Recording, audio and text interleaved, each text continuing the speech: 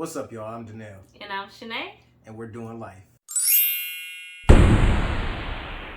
So, if you've watched any of our previous videos, you can tell that we're in a different location. We're having a staycation. And this plays right into our topic for today. So, let's reveal that topic. What is the topic of today, babe? Life after kids. Mommy, Daddy. So, these are things that you may know, but you can never really be prepared for. So we want to get right into it because we want to encourage you with these things because there is a bright spot to all of this. So make sure you watch to the end so you can know what that is. You know, everybody's experience is different, and I feel like we didn't have like a really harsh experience, but having children is like the biggest change to your life that I believe can never happen. It gets real quick.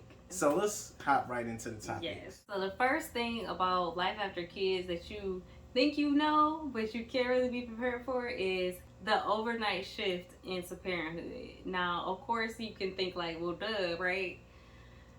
It's nothing like it. And the reason that we say it's something that you can never really prepare for because it's so, like the first time, it's so surreal.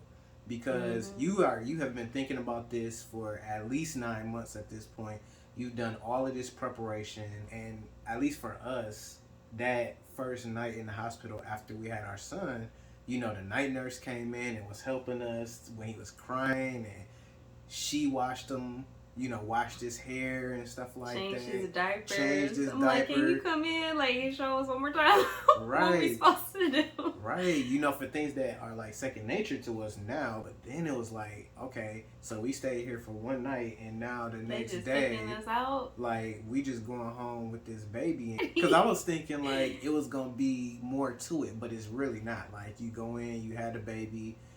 You know, you do sign some stuff as far as like the name and the birth certificate, but after that they ask you got a car seat. All right. And then you just get a follow up with the doctor and you out. Right. So when we got home, that was like the big transition, and that was something that I don't think we could have really prepared for. Obviously, like you're saying, we prepared up until that point, but after that you just have to kind of just shift right into parenthood. It's like just literally overnight. One day they're not there, and then the next day they're there all the time. And you're all alone. Yeah.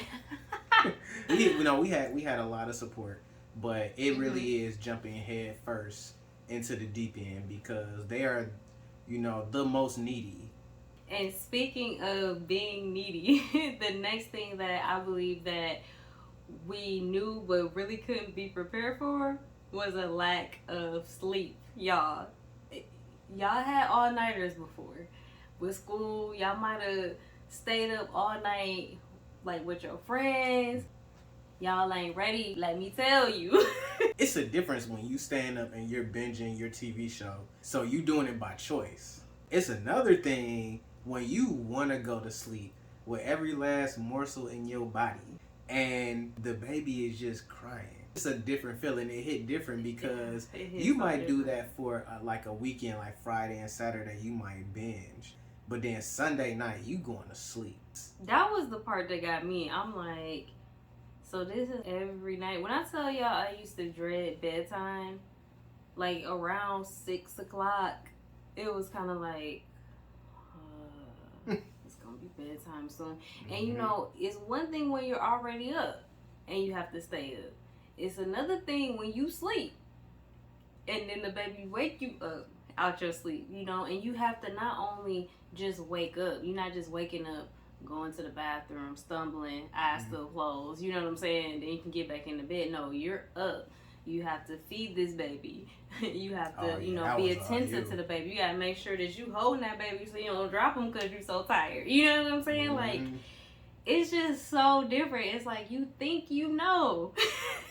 It's like when I be saying, if you know, you know. Well, you don't know until you know. So the next thing has a little bit to do with that lack of sleep. Actually, it's a direct like effect of a lack of sleep, and that is exhaustion. Because, you know, the baby isn't the only thing going on in your life. You know, most of you will have jobs or just other responsibilities to tend to. And I can remember being at work and being exhausted, and just having, more trouble focusing and being engaged. I remember not really wanting to like hang around and talk to people. Like, let me just hurry up and get home because I know that my wife is like needing a break from holding him or changing diapers and stuff like that. I was fortunate enough to have a couple of weeks off, but that exhaustion going throughout the day, like, that was really tough. And I think, for dads out there, take as much time off as you can to be there for your wife, because it helps, and it's like the more you're there in the beginning and you get used to doing certain things, it gets easier. Another thing that I thought that I would be prepared for, but really didn't understand, was leave Darren for the first time. It was actually my mom, but just leaving him and us like going out just ourselves. I underestimated the amount of concern, and it was just different, because we're talking about how hard it can be, how challenging it can be, and you thinking like you need that time away, but it's like when you finally do have that time away, you have to consciously kind of shut your mind off and be like, let's enjoy our time together. Even now, sometimes that's hard. There's such a value in being able to trust family members, being able to trust certain friends with your child, because you definitely need that time away. But that was something that I definitely underestimated going into leaving him for the first time. And I remember the first time we went, we just went out and like had lunch or something like that, but it was like so refreshing. So that's something you can never be prepared for, because I felt different. Like, okay, he's not with Shanae, he's with her mom, which obviously she raised her, so she know what to do, but it was still like different. It's different, it's different. So, and it's hard to describe. It's just when you actually have to do it, it'll be like, you understand. But the key is just to cast those cares. Right. You always pray about things before you do them, especially concerning your kids. And that's exactly what we did. Like, just prayed that everything would be all right. Yep.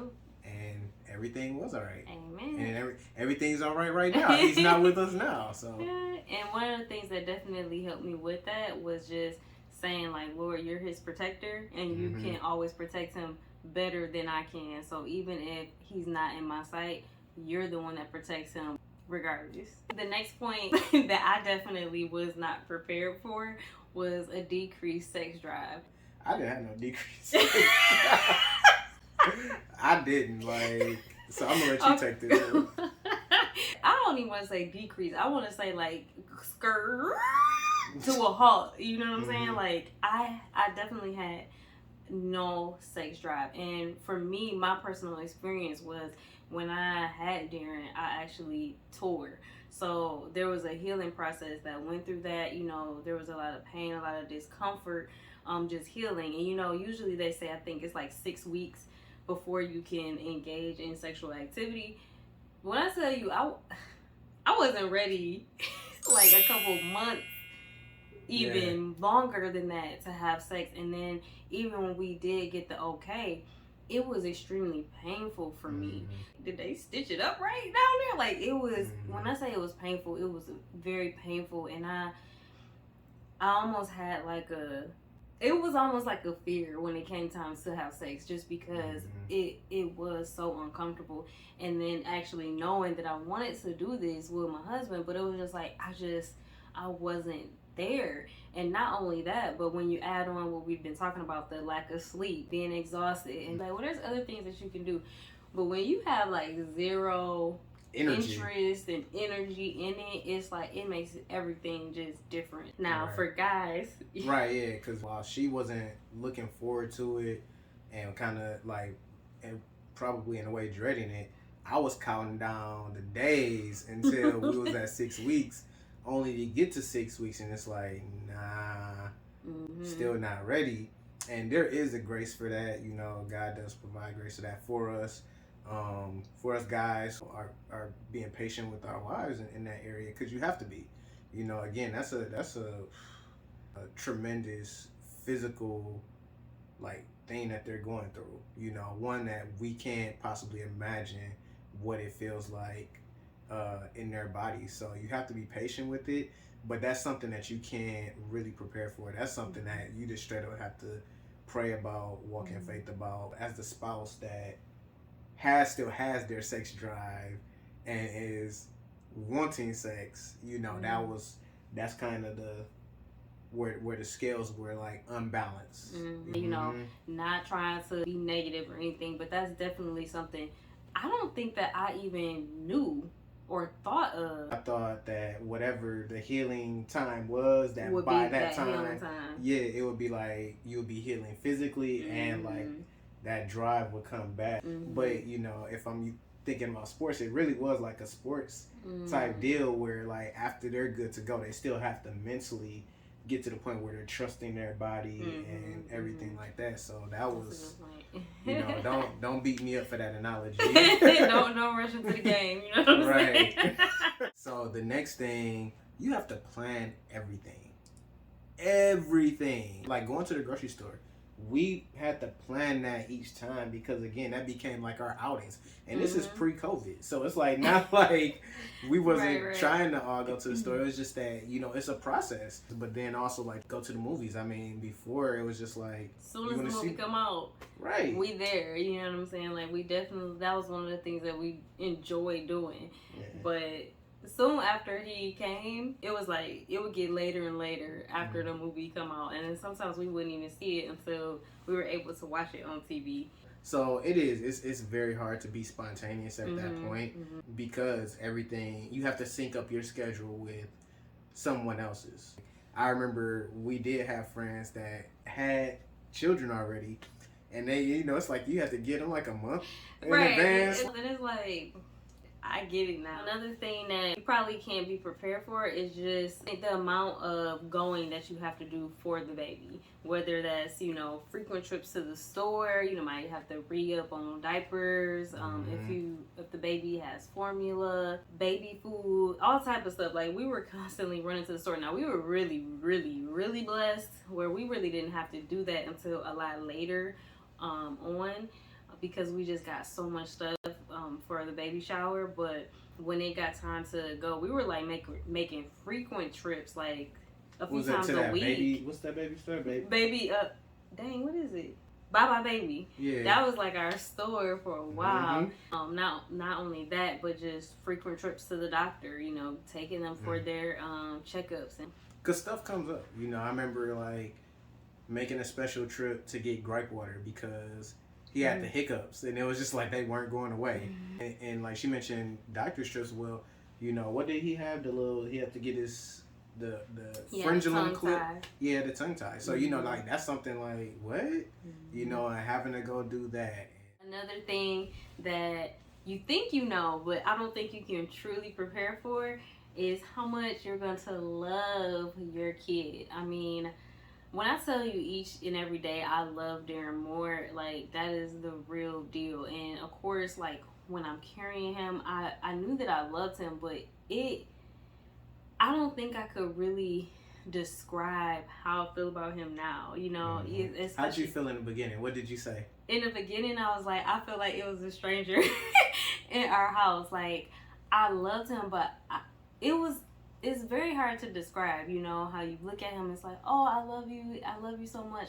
Like, I definitely felt that love for him right away, but it wasn't, like, as intense as I expected it to be. And in some ways, that kind of surprised me. When I tell you that it came on its own, like, it just grew and grew. Each day, it was just like, you know, to the point now where it's just like, I can go through pictures, and it's just like, you can recall moments and feelings and stuff. Yeah. So y'all, that's definitely something that you can't be prepared for. It's just how much joy they're gonna bring into your life. You know, we talking about all these things that can change, just disrupt your life as you know it. But and it sounds like it could be negative, but it doesn't have to be all negative. A lot of it is an adjustment. Yeah, it's definitely a shock to your system. Yes, but when I tell y'all, like, it's totally worth it, and it just makes me want to have another one. And we will. Aww. Yeah. So, everything we said, yes, it could be very tough. Like, and everybody's experience is different because we know people whose baby slept well throughout the night, and they slept pretty good throughout those infant stages. Yeah. But that wasn't, our experience, unfortunately. But it could be yours. And we pray that it is so. That everything that you're believing for your experience with your baby to be, that it is that. But know that if things don't turn out exactly as you imagine them, because we had that happen, things kind of got flipped in certain areas, but there's grace for that. So don't overlook prayer. Don't hold off on that until you have no other option. Make that your first option, because the grace for you to be able to get up multiple times throughout the night, the grace for you to hold another person for like a whole work shift is there, to feed your baby all throughout the day, deal with the crying, whatever it is that maybe you're currently going through or whatever you may go through in the future. Just know that God's grace is sufficient. All right, y'all.